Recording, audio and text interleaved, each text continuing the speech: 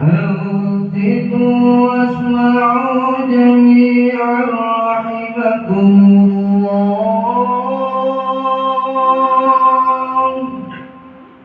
أنصتوا واسمعوا جميعا رحمكم الله. أنصتوا وأطيعوا لا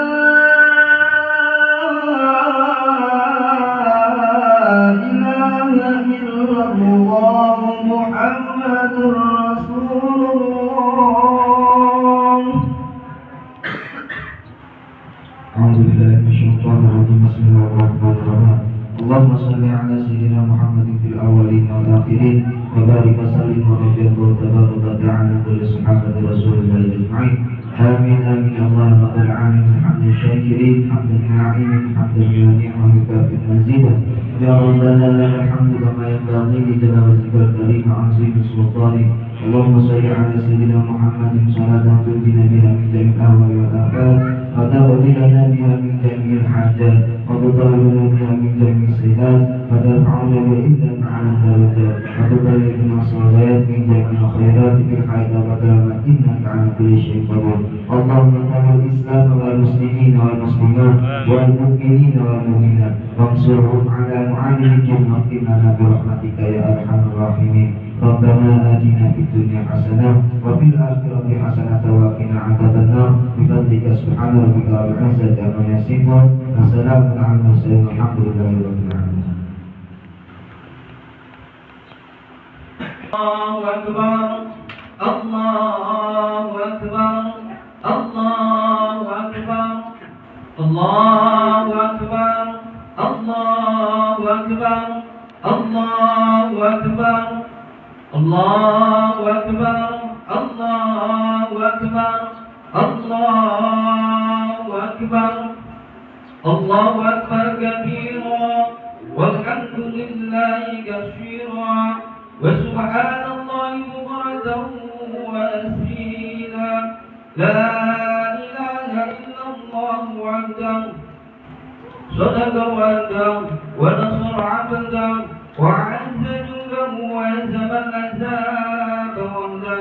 لا إله إلا الله. الله أكبر الله أكبر ولله الحمد لله الذي خلق الزمان وفضل بعضه على بعض فخص بعض الشهور والأيام وليالي بمزايا وفضل عليها يعظم فيها الأجر والحسنات. أشهد أن لا إله إلا الله وحده لا شريك له وأشهد أن سيدنا محمدا عبده ورسوله داعي بقوله وفعله إلى الرشاد. اللهم صل وسلم على عبدك ورسولك محمد وعلى آله وصحبه هداة الأنام في الأنحار بالبلاد.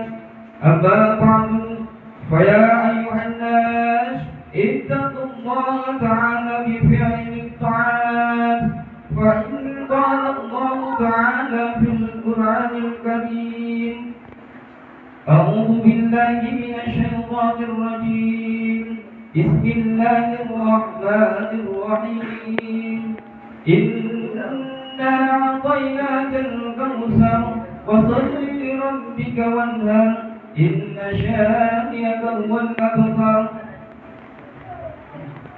Hadirin jemaah salat Idul Adha Wafidahullah, alhamdulillah, syukur kepada Allah Subhanahu wa taala atas nikmat dan karunia-Nya.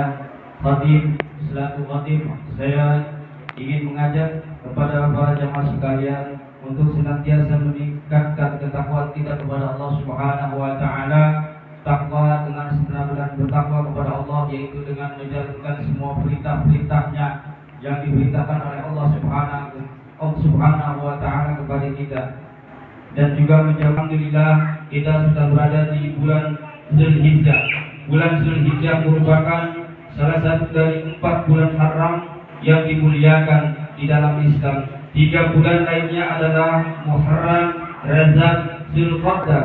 Keistimewaan Zulhijjah ditandai antara lain dengan adanya ibadah-ibadah tertentu yang tidak mungkin dikerjakan umat Islam di bulan-bulan lainnya, yakni haji dan kurban.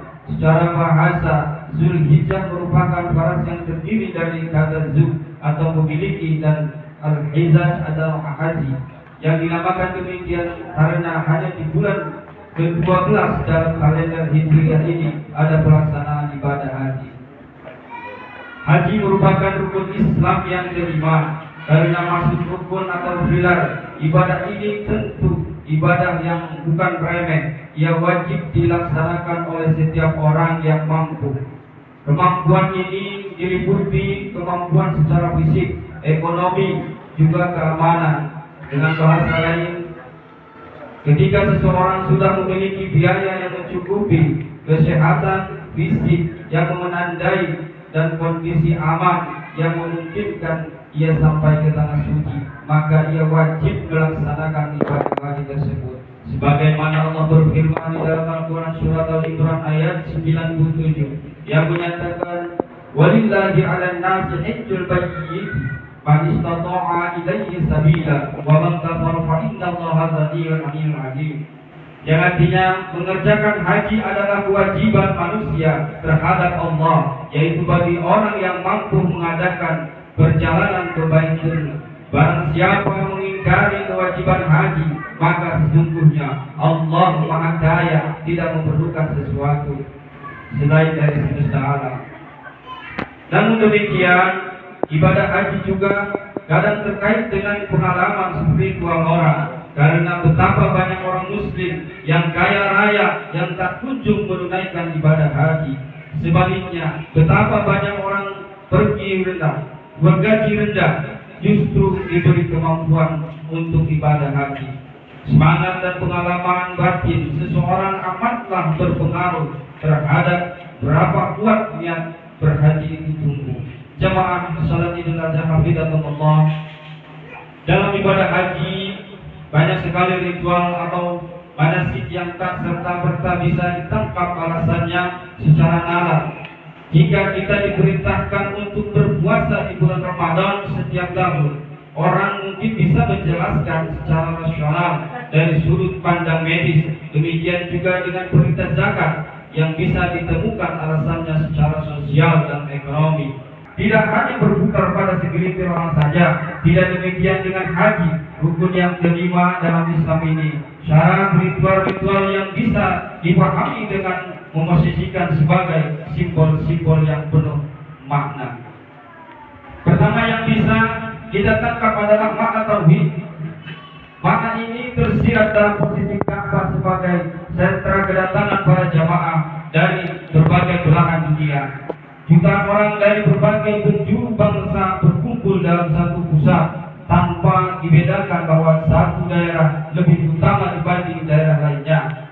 Ini adalah simbol bahwa tujuan dari keseluruhan hidup ini adalah satu, yaitu Allah Azza wa Jalla.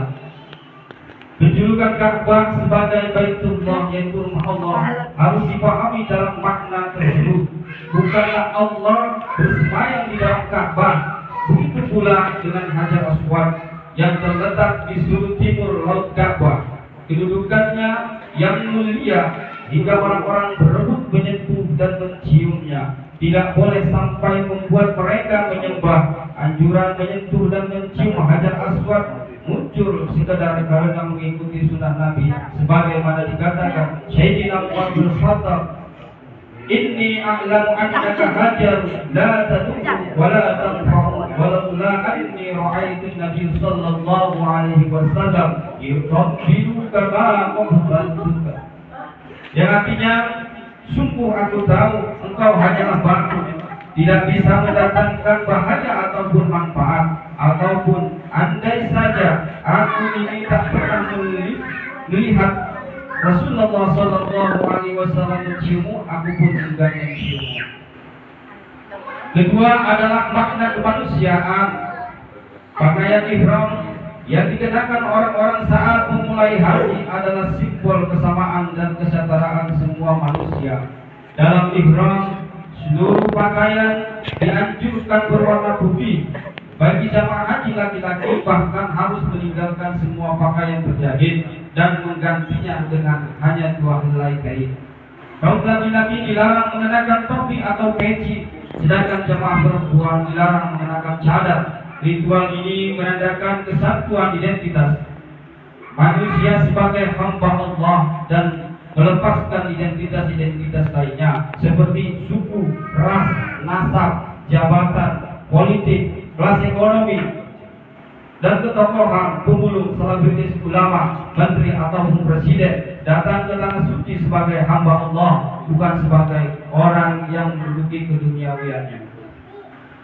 Makna kedua ini sekaligus mempertegas makna pertama, yakni nilai tauhid.